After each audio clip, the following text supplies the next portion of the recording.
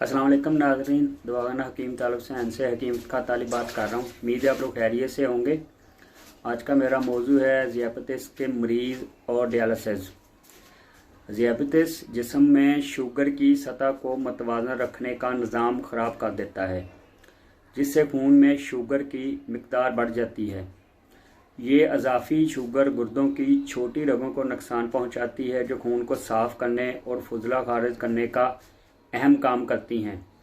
वक्त के साथ साथ ये नुकसानात बढ़ते जाते हैं, जिससे गुर्दे अपना काम ठीक से नहीं कर पाते। जब गुर्दे नाकारा हो जाएं और फुजला खारिज करने से कासर हों तो जिस्म में जहर जमा होना शुरू हो जाता है, जो जान के लिए ख़तरनाक हो सकता है।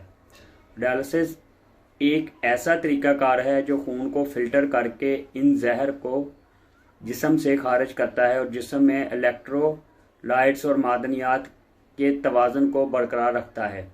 ये बात जहन में रखें कि तमाम मरीज़ों को डायलिसिस की ज़रूरत नहीं होती। इब्तदाई तशख़ीस और मुनासिब इंतज़ाम, खुराक, वर्जिश और दवाओं से गुर्दे के नुकसानात को सुस्त किया जा सकता है और बाज़ औक़ात रोका भी जा सकता है। इसलिए ज़ियापतीस के कंट्रोल ज़रूरी है ताकि गुर्दों को सेहतमंद रखा जाए और डायलिसिस की ज़रूरत से बचा जा सके।